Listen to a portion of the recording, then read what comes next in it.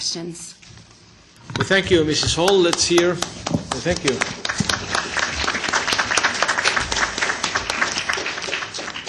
Thank you for the presentation and for your insights. And let's hear a second presentation by Mr. Crofton Black, who is an investigator on secret prisons and extraordinary renditions. Reprieve. Mr. Black, you've got the floor, and then we'll proceed to open floor for discussion for the members willing to make questions. Thank you. And thank you very much, Julia, for your very eloquent summary. I want to say a few things about the new information that has come the way of Reprieve and other researchers. I want to start with the question of flight data. Since 2007, we've seen an incremental increase in detail concerning the operations of the renditions flight network. We've identified new planes. We've been able to reassess the importance of planes that had been previously identified. Several of the participants in this meeting have played an important role in this. OSJI, the Helsinki Foundation, Amnesty, Reprieve and Access Info Europe. Several national inquiries have also conducted their own researches, some of them more willingly than others. My main observation from the perspective of Reprieve and Access Info Europe is that in respect of governments who have made some effort to obtain data relevant to the renditions programme, such as Denmark, Finland, Lithuania and others, is that it's not sufficient to get fragmentary one-stop records, i.e. origin of a flight, stopover in a country, and then where the flight went on to, because this doesn't reveal the totality of the network. Analysis of the data that we have shows that planes associated with the renditions program made stops at numerous destinations for various reasons, for refueling, for resting, for breaking the journey to disguise the principal points of interest. The lesson we've drawn is that one can either piece together the network very slowly by obtaining multiple streams of data from multiple countries, or one can go straight to the centralized source of this data, which is Eurocontrol. Reprieve has been trying, with the help of other people, to put together the data that's becoming available from new freedom of information requests and such like. It's turning into an important and usable resource, but there are still many gaps. And these gaps are partly due to the reluctance of many European countries to respond to access to information requests.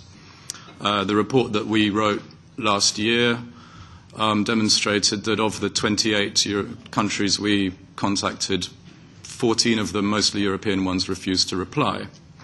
So there's still a lot of work to be done.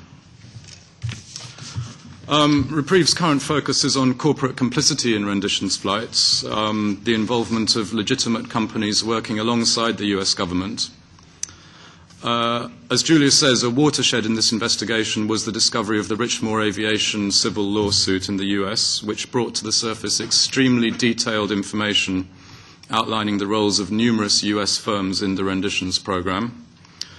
These companies, some of which are major international corporations, owned by institutional investors such as banks and pension funds, and some of which are small private concerns, were involved in all the logistical aspects of the transport program: finding planes, finding crews, getting the crew and the plane in the air, arranging the route, catering, fueling, cleaning, paying for navigation and communication, filing flight plans, paying for ground handling, arranging accommodation for renditions, flight crews, and so forth.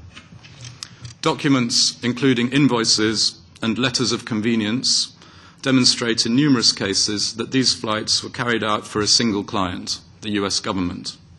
Telephone records also begin to reveal a pattern of behavior surrounding these flights, a modus operandi, if you like. The cumulative documentary evidence now makes it indisputable that these flights were part of a single network with the US government as the ultimate contractor.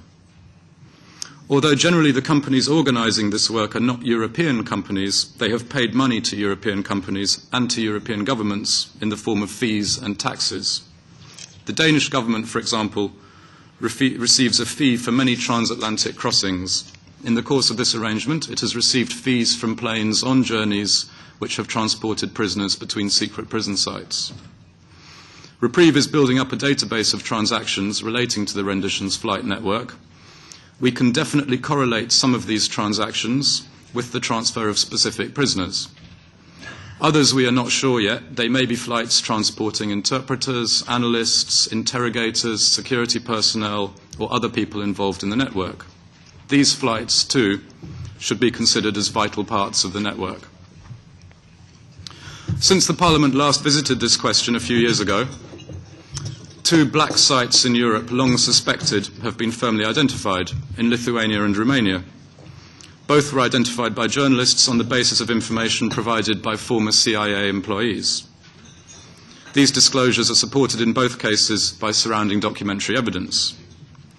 The Lithuanian site of former riding stables in a village outside Vilnius was purchased by a mysterious company, Elite LLC, incorporated in Washington, D.C. and Panama, and acting through power of attorney given to an individual by name of Valdas Vitkauskas.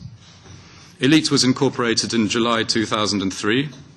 In March 2004, Elite and Mr. Vitkauskas purchased the stables from local owners. Residents living in the vicinity, with a clear view of the site, spoke of a building program overseen by Americans in which a large metal warehouse structure was created. Vehicles with darkened windows visited the site regularly and guards patrolled around it until in January 2007 it was sold to its current owners, the Lithuanian Security Services. Between these dates, a number of flights related by documentary evidence to companies participating in the renditions program and ultimately to the US government made flights to Lithuania, sometimes disguising their routes by reference to nearby countries such as Sweden and Finland. Planes came from Romania and Morocco, among other places. Another plane, which the Lithuanian inquiry suggested went from Lithuania to Portugal, I can now disclose, set a course for Egypt. On landing, the planes were not checked. Normal border guard procedures were suspended on the instructions of the security services. Landing forms were signed not by the pilots, as would be normal, but by employees of the airports. All this data supplements the accounts of American intelligence officials that prisoners were held in this site. These planes, contracted by and operated by the same group of companies, also visited Romania. Telephone records connect the Romanian landings to other landings in the renditions network. In coordination with their arrival in Romania, planes called a similar set of phone numbers to those called in other known renditions operations. Flight documents connect these planes to the contracting companies and ultimately to the US government. At the same time that these flights were arriving in Romania, as US intelligence sources revealed to the Associated Press last year, the CIA was running a prison site in the basement of a government building in the northwest of Bucharest, the National Registry Office for Classified Information, where prisoners were kept in cells raised up on springs. Several countries have held some form of inquiry into their connections with the network, and valuable evidence has been collected. Unfortunately, the quality of this evidence has often been spoilt by poor interpretation. There is, it appears, considerable reluctance to follow the evidence, to draw the necessary and logical conclusions from it. Instead, governments take refuge in semantics, in definitions. The head of Lithuania's parliamentary inquiry, Arvydas Anušauskas, in an interview at the conclusion of his committee's findings in 2009, was asked how the committee would answer the question of the existence of the prison and the prisoners. He said, "It is a matter of phrasing." The interviewer pressed him in many ways. Do you have a definite answer? Was there a prison or not? Mr. Anušauskas replied, "I have to say that I did not hold any of the terrorists by the hand, so how can I have a definite answer?" I don't want to single out Mr. Anušauskas because this type of response is endemic to all the countries that have looked into this issue. If there are some facts, some details which they cannot substantiate, they take refuge in the idea that nothing at all can be confirmed. But this approach has proved itself incapable of proposing any sort of logical alternative reality. Let us assume that there were no renditions through Europe, no prisoners in secret prisons in Europe. Let us join up the dots in the narrative using the available evidence to try to demonstrate something, anything else that might have occurred. the story that emerges is preposterously unlikely. To give just one example, in the pre-trial investigation, the Lithuanian prosecutors found no evidence that any persons were secretly detained in Lithuania. However, they are faced with the necessity of explaining the structures that were created on the site. Their response, and I quote, "It was not necessarily a jail, it could just as well have been meant to hold valuables." What, then, were these valuables that an American shell company was so keen to find a safe hiding place for in a small village outside Vilnius? Valuables that required a specially constructed building, overseen by Americans and serviced by vehicles with tinted windows. What sort of valuables was the US government moving into Lithuania from Morocco and Bucharest in planes that cannot be checked by the border guard or signed for by their pilots? What kind of valuables might these have been? Several countries have conducted investigations into their role in the renditions programme, only to absolve themselves when they discover no clear indications that prisoners were on board the flights which landed at their airports. This is attractive but groundless. The Renditions and Secret Prisons programme was a global conspiracy by the USA.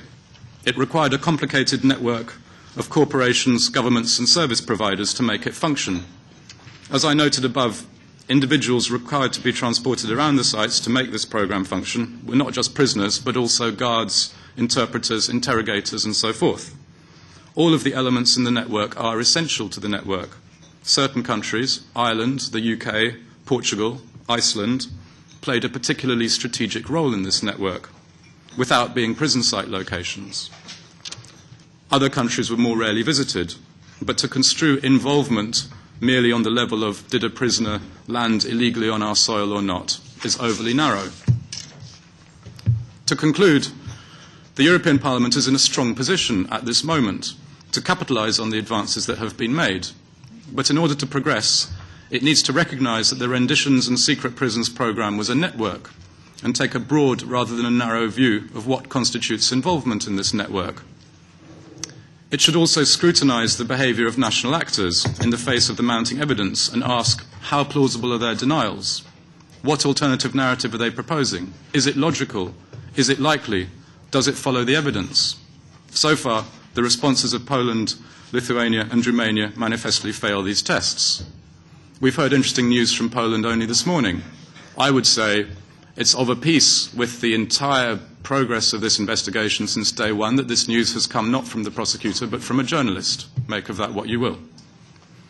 The Parliament can point the way forward by acknowledging as strongly as possible that it is illogical and counterproductive to continue to attach the term allegations to its analysis of this topic, unless they are merited in specific instances of uncertainty. The broad picture and many of the details are not allegations. They are certain and demonstrable.